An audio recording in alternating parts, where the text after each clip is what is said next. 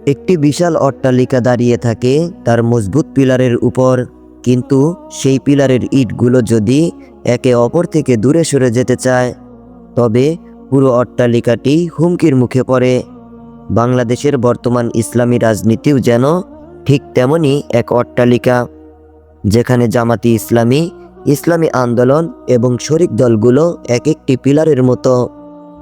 এখন প্রশ্ন হলো, আসন ভাগাভাগি আর মতভেদের জড়ো হওয়ায় এই পিলারগুলো কি আলগা হয়ে যাচ্ছে, নাকি আরো শক্ত করে একে অপরকে জড়িয়ে ধরছে?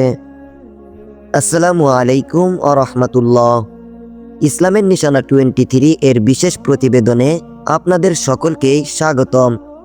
বাংলাদেশের রাজনৈতিক ইতিহাসে এক গুরুত্বপূর্ণ সন্ধিক্ষণে আমরা দাঁড়িয়ে আছি।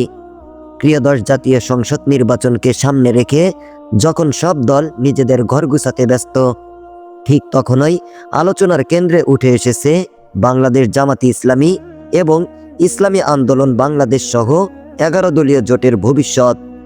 সাম্প্রতিক জোটের আসন ভাগাভাগি এবং আদর্শিক কিছু বিষয়ে দ্বিমত নিয়ে সাধারণ মানুষের মনে নানা প্রশ্ন দেখা দিয়েছে।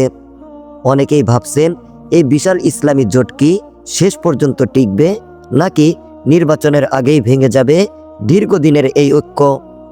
আজকের ভিডিওতে আমরা তথ্য প্রমাণের ভিত্তিতে বিশ্লেষণ করব জোটের বর্তমান অবস্থা এবং নেতাদের ভবিষ্যৎ পরিকল্পনা। তাই ভিডিওটি না টেনে শেষ পর্যন্ত আমাদের সাথেই থাকুন।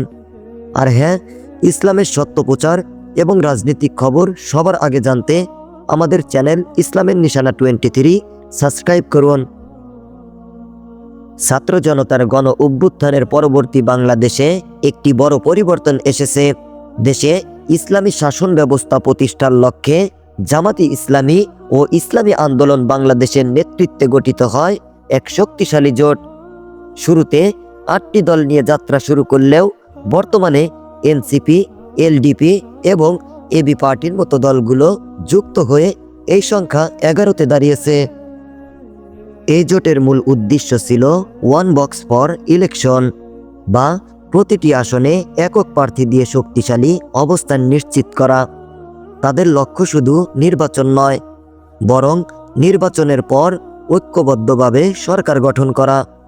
কিন্তু 11টি দল একত্রিত হওয়ার পর থেকে আসন সমঝোতা নিয়ে জটিলতা কিছুটা দৃশ্যমান হয়ে উঠেছে।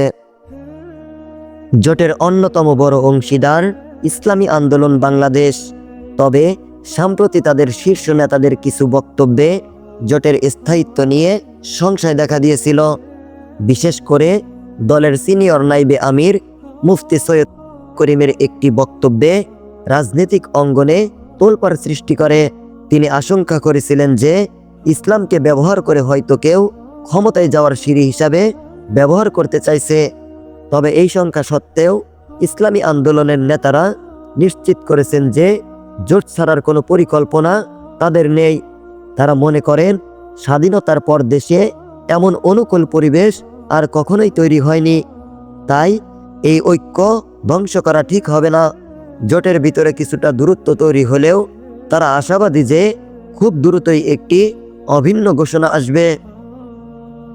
প্রিয় দর্শক, বর্তমানে জোটের পরিস্থিতি অনেকটা বরফ গলতে শুরু করার মতো। আগামী 2-1 দিনের মধ্যেই চূড়ান্ত প্রার্থী তালিকা আসার সম্ভাবনা রয়েছে।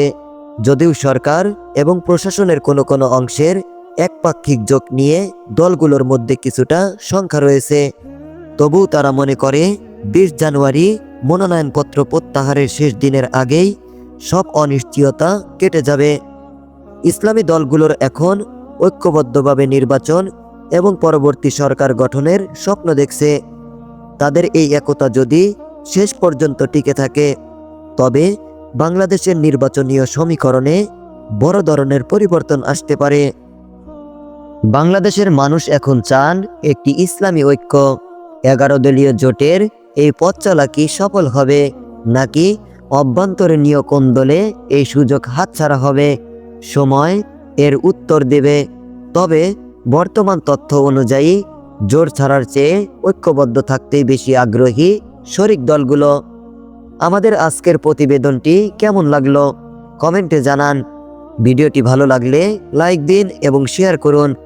ইসলামের সঠিক বার্তা এবং দেশের রাজনৈতিক খবর সবার আগে জানতে ইসলামের নিশানা 23 সাবস্ক্রাইব করুন। আজকের মতো এই পর্যন্তই, দেখা হবে পরবর্তী ভিডিওতে। ততক্ষণ সুস্থ থাকুন, ভালো থাকুন এবং নিজের প্রতি খেয়াল রাখুন। আসসালামু আলাইকুম ওয়া রাহমাতুল্লাহি ওয়া বারাকাতুহু।